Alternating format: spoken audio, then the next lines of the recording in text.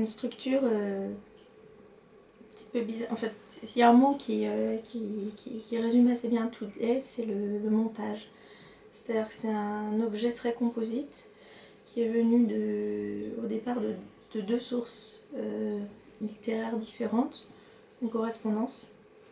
Et mes lettres, j'avais envie de les reprendre et de les retravailler parce qu'à l'intérieur, il y avait des éléments littéraires, il y avait une recherche que je trouvais intéressante. Et l'autre chose, ce sont des cahiers que j'ai écrits pendant une dizaine d'années, peut-être plus, que j'ai commencé au moment où mes parents se sont séparés, en fait, ont divorcé. J'étais âgée, j'avais 24 ans, mais ça m'a choquée.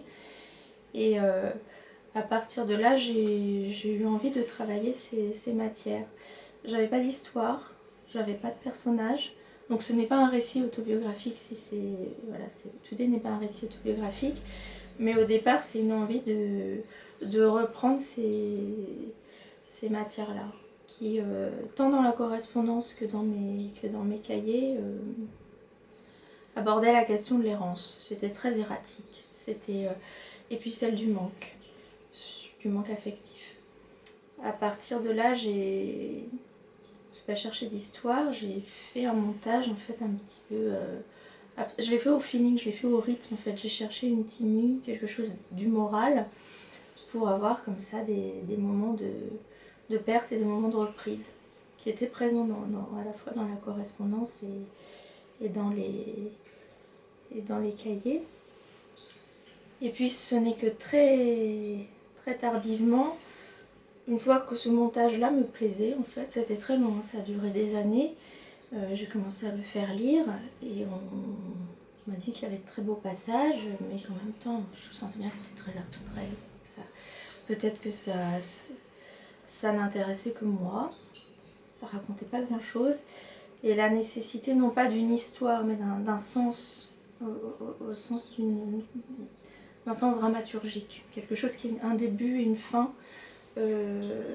C'est affirmé.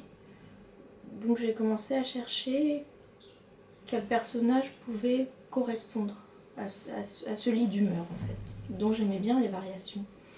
Et je savais que ça pourrait être une ressource, ces variations, pour le personnage, pour qu'il soit habité. Je sais que c'est un peu l'inverse parfois qu'on fait, mais moi, si j'essaie de commencer à écrire une histoire avec quelqu'un dont je connais déjà la vie et tout, je le fais pas, ça m'ennuie profondément, puis même c'est assez nul. Là-dessus, je suis un peu, alors je sais plus très bien comment, mais c'est arrivé petit à petit l'idée que ça pouvait être une toxicomane, quelqu'un de toxicomaniaque. Et pour vérifier si ça pouvait coller, donc j'ai contacté l'hôpital de Marmottan après avoir lu les thèses d'Olivenstein. Ces livres qui m'ont beaucoup plu parce que je trouvais qu'ils défendaient bien le langage, un langage toxicomaniaque. Je trouvais qu'il y avait une volonté non pas de défendre la drogue, mais d'essayer de lutter contre la drogue un petit peu plus intelligente qu'avec la loi et la répression. Et donc j'ai contacté l'hôpital de Marmottan, parce que Olivenstein n'y est plus depuis un moment.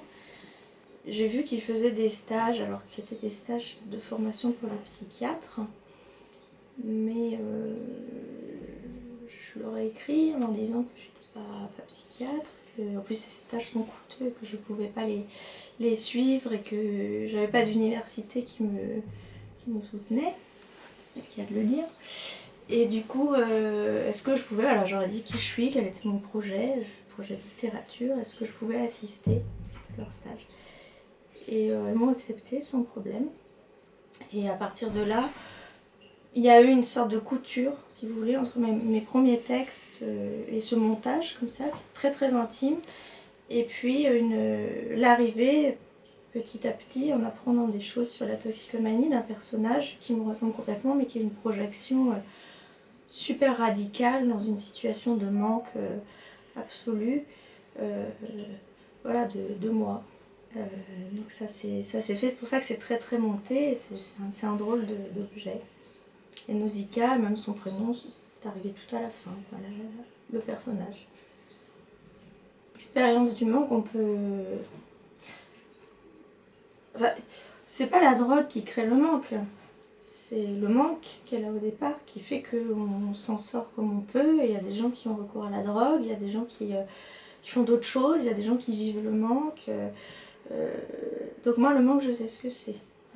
C'est quelque chose qui est très marqué chez moi. Et quand j'ai plus un sentiment de manque, je manque du manque, je crois, un petit peu. Donc j'avais des ressources pour que Nausicaa soit écrite à la première personne. De toute façon, je n'ai jamais réussi à écrire autrement. Dans l'écriture plus théorique, mais pour moi, il n'était pas question de... Puis je trouvais qu'écrire à la troisième personne, c'est un peu avoir un aplomb, être séparé. Alors que là, j'avais vraiment une volonté de fusion en même temps. Un roman, chez moi, je crois que c'est toujours l'état d'une relation entre moi et un personnage. Alors, c'est pas des relations très faciles, c'est très fusionnelles dans mon premier livre. Après, elles sont très difficiles aussi, mais le roman, finalement, c'est l'état de cette relation. Donc, c'est très intime, et puis, évidemment, il y a quelqu'un qui s'en va parce que le livre se finit. Mais voilà, c'est pour ça que c'est écrit à la première personne. J'avais des moments que je connais. Je n'ai pas rencontré... C'est pour ça que ce n'est pas un récit autobiographique, ni un récit documentaire sur la toxicomanie. Dans ma vie, j'ai pas rencontré la drogue. Mais heureusement, je pense. Je dois être le client, c'est parfait.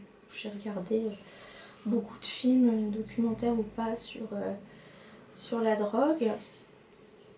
Alors d'abord, il m'est apparu tout de suite évident que c'était de la seringue.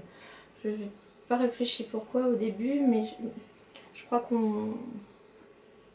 Symboliquement, c'est quand même extrêmement puissant, le fait de toucher à son sang, de vouloir maîtriser son sang, d'en changer la composition. Il y a un truc avec l'origine, avec la famille, avec... c'est par ailleurs assez proche du stylo, je sais pas, peut-être quand on écrit. Je crois que le romancier il joue un petit peu avec leurs origines et leur biographie aussi. Donc ça m'a paru très évident que ça devait être... Enfin, c'est pas quelqu'un qui gobait de l'ecstasy ou c'était de l'aiguille. Et en regardant donc aux archives de l'INA des films, documentaires ou pas là-dessus, je me suis aperçue de deux choses qui m'ont beaucoup choquée. D'abord, à partir de 98, c'est statistique, hein. Il y a quasiment plus de films sur les drogués durs qui vont être produits et diffusés à la télévision.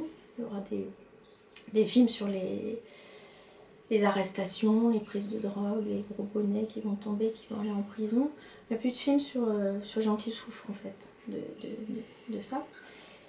Et puis, dans les rares témoignages qu'on trouve vraiment au tournant des années 2000, on dit plus je me shoot, on dit je shoot. C'est-à-dire que dans la langue même, il y a l'empreinte de cette disparition des toxicomanes. Je trouvais ça affreux. Je trouvais ça intéressant de travailler sur cette espèce d'action très directe. Il y a autre chose aussi qui m'a frappée, surtout on est sur le vocabulaire comme ça, c'est que on peut avoir des émissions où on va présenter quelqu'un qui est un ancien toxicomane qui prend de la méthadone et on va dire voilà, il y a Eric qui est là, c'est un substitué. On emploie des termes comme ça, je trouvais ça vraiment horrible. Je trouvais ça intéressant comme matière. C'est un peu cynique, c'est très cynique, mais ça allait vraiment avec cette grande disparition. Et oui, alors elle rencontre pas Today, il est là d'une histoire d'avant, qu'elle a pas tenue, qu'elle n'a pas réussi à assumer parce qu'il y avait la drogue et comme elle est sevrée, C'est pas une histoire d'amour avec une rencontre, c'est une réplique. Comme une réplique sismique, avec ça a déjà eu lieu. On renoue avec des rechutes. Voilà, c'était ces crises successives, moi, qui m'intéressaient comme rythme du roman pour aller vers une sorte de stabilité fragile, bien évidemment, parce que ça aurait été trop beau, créer un happy end, enfin ça aurait été ridicule. Mais voilà, c'est cette...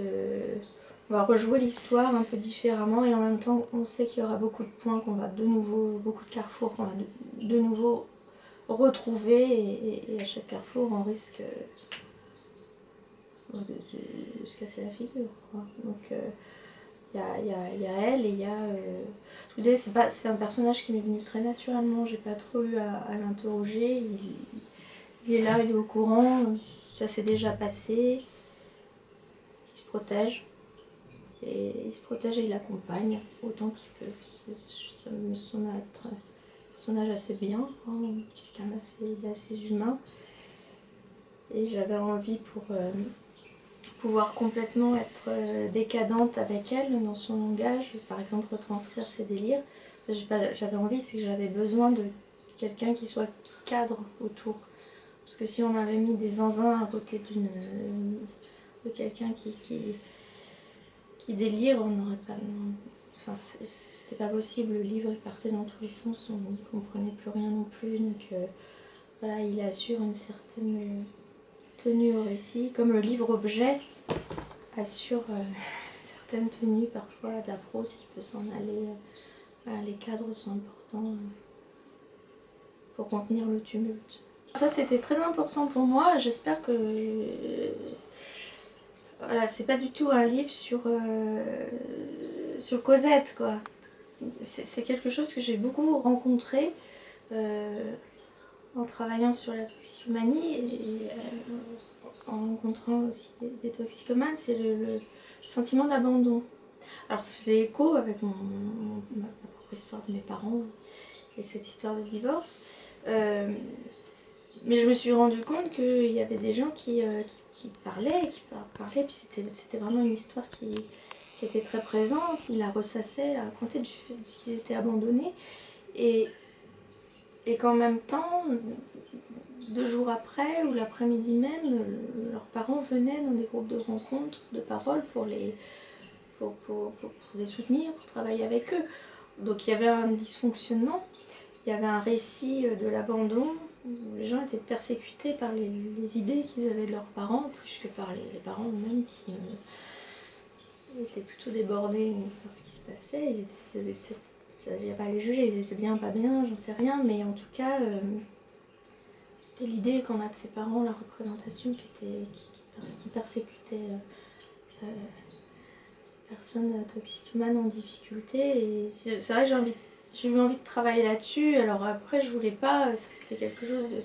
Je voulais pas faire de suspense, c'est-à-dire qu'on croit pendant tout le livre que c'est Cosette et puis qu'à la fin on se dit ah mais en fait la mère n'est pas morte et puis finalement j'espère qu'il n'y en a pas, j'espère qu'à la fin ça semble évident que sa mère téléphone de temps en temps, même si on ne sait pas, et qu'en face il y a une fille qui n'est pas capable forcément de répondre parce que c'est trop compliqué. C'est un travail de travaux aussi plus ancien sur l'écriture mystique en fait, qui m'a intéressée. Des choses comme Michel de Certeau, Sainte-Thérèse d'Avila, où souvent chez les mystiques chrétiennes, il y a l'appel de Dieu tout le temps, le manque comme ça, il n'est pas là, il n'est pas là. Et au bout d'un moment, ça crée de l'écriture. Ça crée des écritures qui peuvent être très très belles. Et au bout d'un moment, ça crée un corps qui se substitue finalement au corps de celui qu'on n'arrête pas d'appeler, qui est Dieu, dont on sent la présence, mais il n'est pas là. Moi, je ne suis pas croyante, mais je trouvais assez magnifique ce système de conversion, de substitution dans l'écriture mystique. Ayant travaillé dessus, je suppose que ça m'a aidée. Après moi j'ai une expérience du manque très forte. Quand j'ai 20 ans, j'ai fait une crise d'anorexie très grave, qui a duré 1 an. Quand on va là, on sait pas pourquoi on n'est pas mort en fait. Mais on est dans un système oui, qui ressemble d'ailleurs, les gens sont traités dans les mêmes hôpitaux, quoi. Donc je savais aussi que j'avais de la ressource personnelle, des réflexes comme ça, sur le monde. Donc à la fois le côté un peu plus littéraire, un peu plus théorique, qui m'avait émue dans la littérature, puis à la fois un passé dont je me souviendrai toujours, parce que c'est un truc qui vous marque identitairement, même si vous êtes guéri, si vous avez... Il y a des marqueurs médicaux qui vous disent que vous n'êtes plus anorexique, et en même temps, je pense que c'est comme quelqu'un qui s'est piqué, 30 ans après, s'il se pique plus, je pense que dans sa tête, il est toujours toxicomane. Là, on en a franchi un truc... Vous savez, quand on mange plus, qu'on s'hydrate même plus pendant des semaines et qu'on se sent en pleine énergie, il y a vraiment un truc là qui va plus bien. C'est très difficile de revenir suite à la réalité. C'est un livre très qui est un peu une mise au point d'énormément de choses. Voilà, Nausicaa s'est trouvée pas par hasard, c'est construite. Avec énormément de choses de moi, plus une projection après, une sortie. C'était un peu une sortie quoi, d'aller vers l'héroïne. Ça allait, l'héroïne, voilà. Il fallait une héroïne et je suis sortie de moi-même. Et cette radicalité de sa situation, je me suis rendu compte qu'elle me protégeait beaucoup, parce que ça évitait de parler de trucs de moi qui sont beaucoup plus basiques, moins violents, mais qui me fragilisaient aussi beaucoup finalement.